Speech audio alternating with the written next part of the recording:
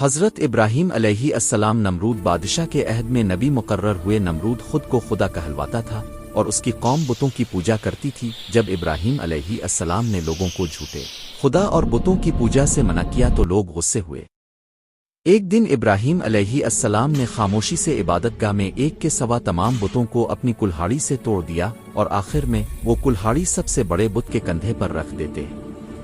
दूसरे दिन जब लोगों ने बुतों को टूटा हुआ देखा तो वो उन्होंने कहा कहते कि जरूर ये काम इब्राहीम का है, क्योंकि वही हमारे बुतों को बुरा भला कहता है। नमरूद के हुक्म पर हजरत इब्राहीम अलैहिस्सलाम को दरबार में पेश किया जाता है। नमरूद हजरत इब्राहीम अलैहिस्सलाम से पूछता है, ए इब्राहीम, क्या तुमने ये सब किया है?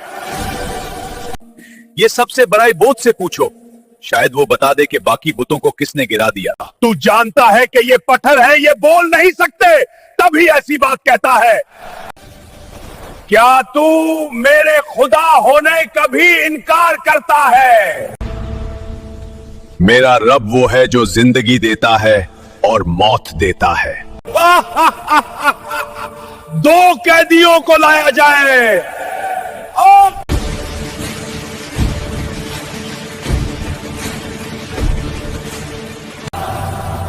इस कैदी को छोड़ दो और इस कैदी को कत्ल कर दो। इब्राहीम, देखा तुमने, मैं भी जिंदगी और मौत देता हूं। मेरा रब सूरज को मशरिक से तुलू करता है। अगर तू वकाई खुदा है तो इसे मगरिब से निकाल कर दिखा। इब्राहीम को जिंदा जला दिया जाए। फिर नमरूद के हुक्म एक बहुत बड़ी आग जलाई गई और इसमें हजरत इब्राहीम अलैहिस्सलाम को डाल दिया गया। मगर अल्लाह की कुदरत इंसान के तसव्वुर से कहीं ज्यादा है। अर्श इलाही से हुक्म नाजिल हुआ, ए आग, इब्राहीम पर ठंडी हो जा और उनके लिए सलामती बन जा।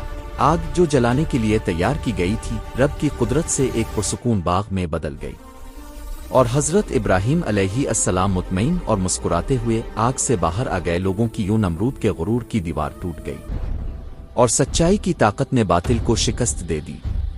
बड़े मेहरबानी चैनल को सब्सक्राइब कर लें और लाइक शेयर करें।